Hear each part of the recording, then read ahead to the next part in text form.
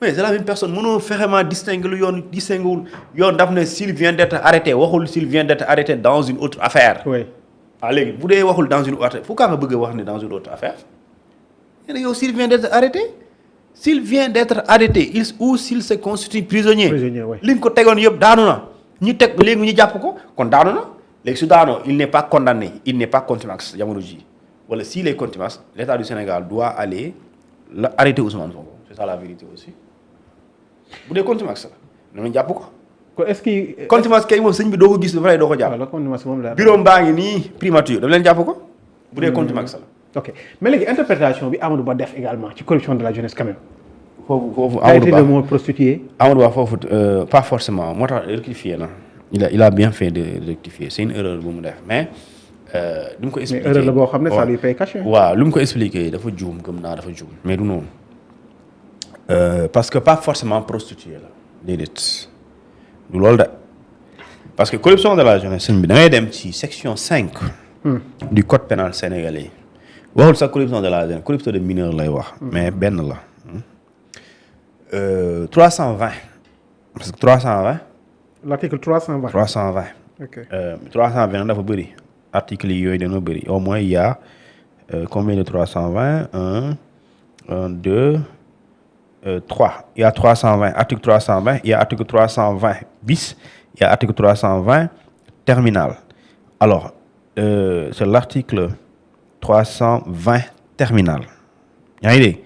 Le fait de favoriser la corruption d'un mineur est puni d'un emprisonnement de 1 an à 5 ans et d'une amende de 100 000 à 1 500 000 de francs CFA. Les peines encourues sont de 3 à 3 ans d'emprisonnement, etc. yooyu noonu léegi ñu ne la corruption de la jeunesse mooy la parce que ñu Sénégal aussi ñun dañuy làkk ay kaddu te duñu xam ñuy tekki. te boobu guleel la Sénégal dégg ko de. waaw dégguñu waaw mais mu ngi yoon si seen corruption seen texte bi. bëggoon ci code pénal bi. corruption de la jeunesse ci sëñ bi mooy pas forcément mbirum prostituée déedéet comme aussi prostituée mën na si ne parce que li tax ma ne la du prostituée une prostituée. mais prostituée mën na ci nekk nga ne. waaw xam nga une prostituée dafa décider délibérément jaay boppam. oui. xam nga loolu mais corruption yow bi yow jaa jël délibérément jaay sa bopp mais dafa am koo xamante ni moom moo lay defloo nit kooku moo la defloo. defloo boo xamante ni yow pas forcément yow yaa décidé def loolu mais ñu ne la corruption de la jeunesse mooy nga initier benn koo xamante ni mineur la te loolu sax dafa war a leer état au Sénégal ci loi bi mineur 21 ans la bind foofu alors que ñun Sénégal mineur mooy ko amagul 18 ans. 21 ans moo la ci teg fii. waaw dañ ko war a changer.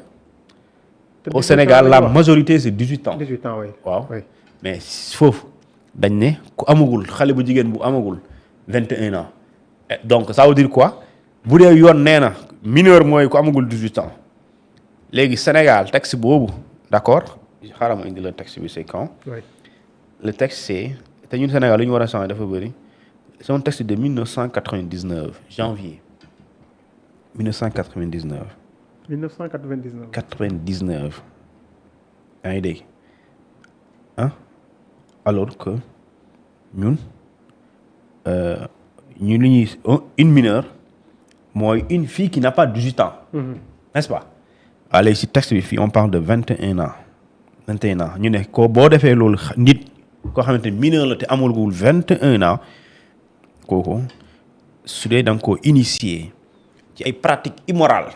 ay jëf joo xamante ni sellul benn ci ay jëf joo xamante c'est illégal yoo xamante yoon da koo dàq wala jëf yu dangereuse ñu ne yooyu dafay corruption de la jeunesse mooy lii nga xamante ni da nga koy defloo nit mu nekk ndaw mais bi nga koy defloo moom sa influence yow sa statut yow moom nga utiliser pour defloo ko léegi nag su boobaa pas forcément ki ngay defloo mu nekk prostituée parce que foofu dañ la ne li tax mineur bi muy nangu li nga koy defloo lu tax mu koy nangu benn sa statut sa autorité ci moom. mën na ko doon.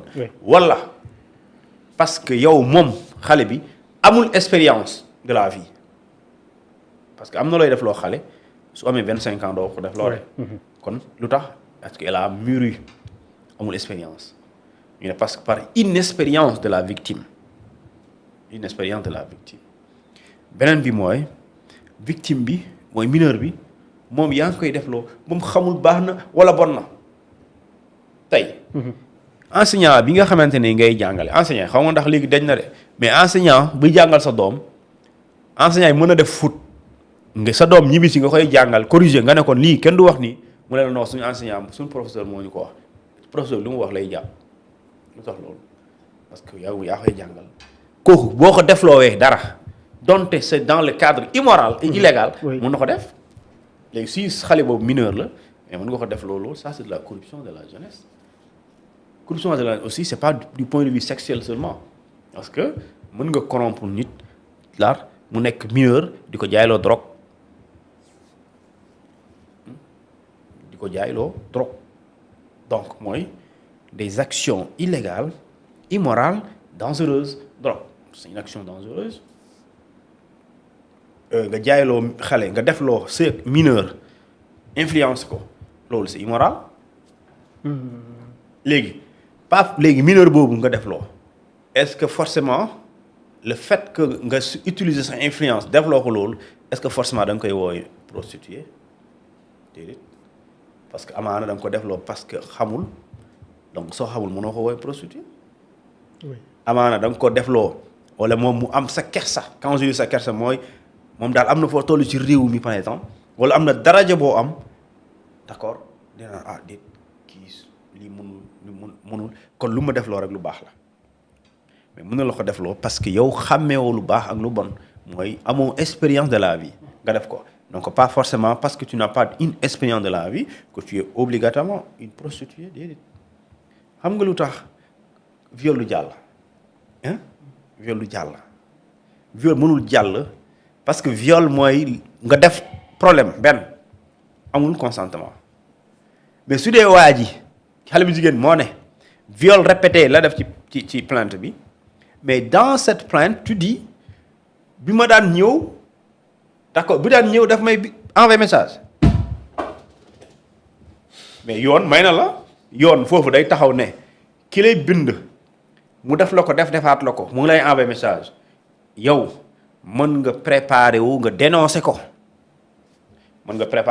comme ça doo di ko def mais yow da nga naan moom mooy envoyer message foofu su boobaa nag vraiment mënoo wax absence de consentement bu dee supposons da nga bëgg a taxawal la thèse du viol bu dee da nga koy taxawal mënoo wax problème kon consentement du taxaw léegi nag peut-être Amadou Ba ma j'ai vu mu defaat beneen vidéo c'est pour rectifier ça li mu bëggoon wax c'est pas ce qu'il voulait dire je pense parce que c'est pas forcément soo waxee corruption de la jeunesse rek mineur bi dans ce cas une mineure citée dans une corruption de la jeunesse peut être victime voilà une mineure peut être victime de son bourreau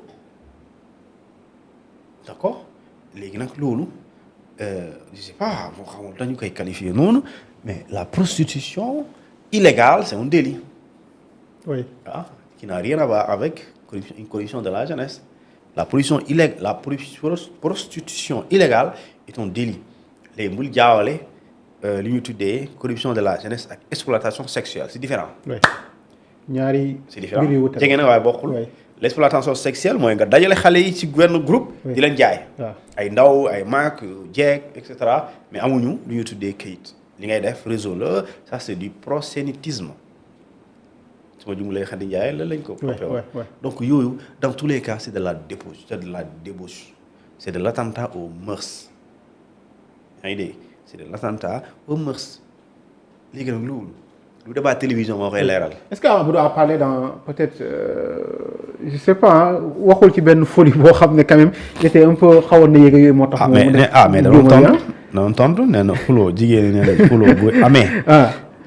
Des fois ñu xuloo ñu wax loo xam ne du dëgg waaye dañuy wax rek pour ngay xuloo bu mel xuloo lañ nekk gars yi ne ci plateau bi nee nañu on est mal à l'aise mais vous êtes mal à l'aise bi vous devez être mal à l'aise c'est pas un débat qui doit se tenir à la télé c'est pas ça man de xawma kenn waaye te ci débat boobu gis naa si benn waaye bu que je respecte beaucoup Daouda Mine c'est-à-dire que même tu le vois tu sais qu'il est gêné quoi autant qu'il est gêné autant que les Sénégalais regardent ils sont gênés parce que di débat boobu la ñu war a waxtaanee télé quoi yaa ngi dégg yow yaa ngi invité ay nit mais on les invite selon l'actualité je pense. oui.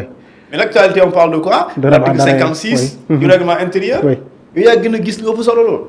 te pourtant les Sénégalais n'en parlent pas tey ñu ngi ci ay Adji Sarr ay diw excusez-moi prostituée c'est-à-dire que.